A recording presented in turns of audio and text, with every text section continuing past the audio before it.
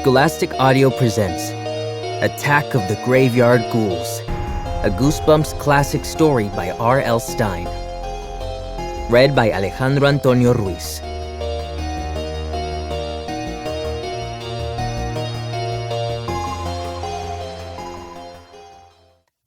Ooh, I'm a ghoul! I'm a graveyard ghoul!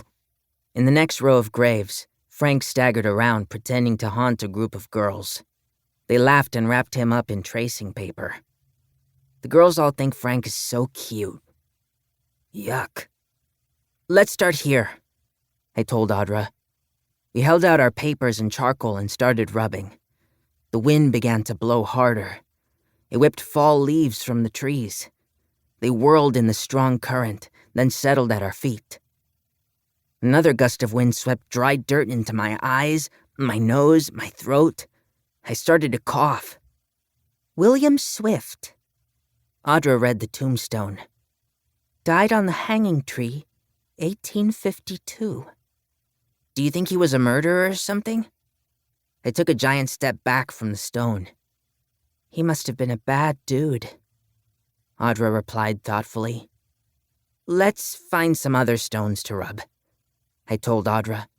I gathered up my supplies and started to wander through the gravestones. The sky darkened.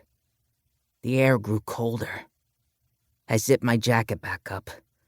I shifted the little backpack again and continued to move through the tilted, broken old stones.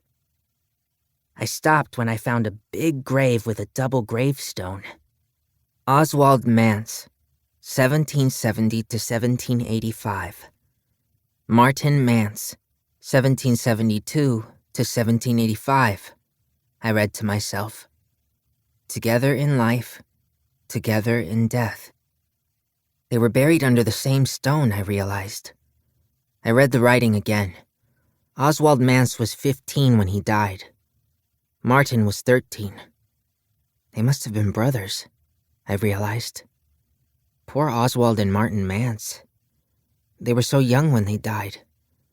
I bet they were nice kids. Definitely not murderers who died on the hanging tree. There was some more writing at the bottom of the stone, but I didn't read it. Beneath the writing, I saw a picture of a bird etched into the granite. It looked like a crow. I stared at the bird. Audra will like this grave, I thought. She'll want to do a rubbing of it. Where was Audra, anyway? I glanced around the graveyard. Kids were scattered everywhere, bending over the graves, struggling with their tracings. I found Audra with Frank.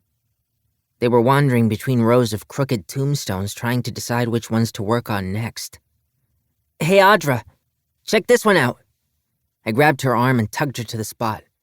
Whoa! I stumbled again.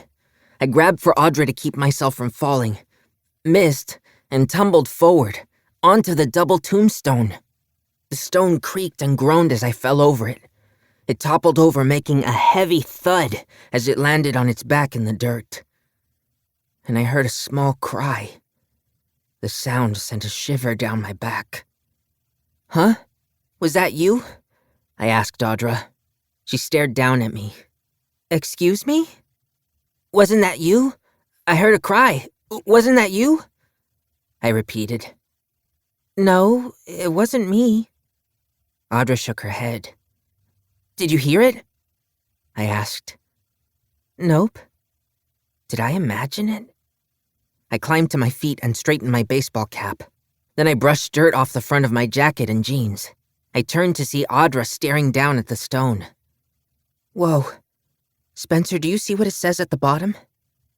I squinted at the small writing engraved under the crow.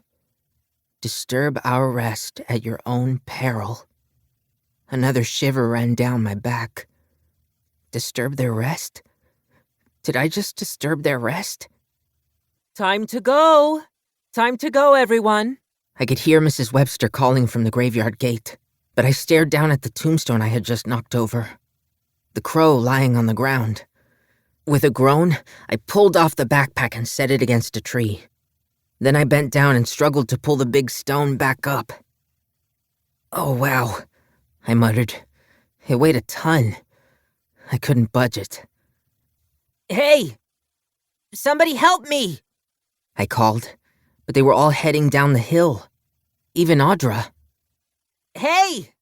Wait up! I called after her. I let go of the big stone, stood up, and took a step toward the gate. And a hand reached up from the ground and wrapped itself around my ankle.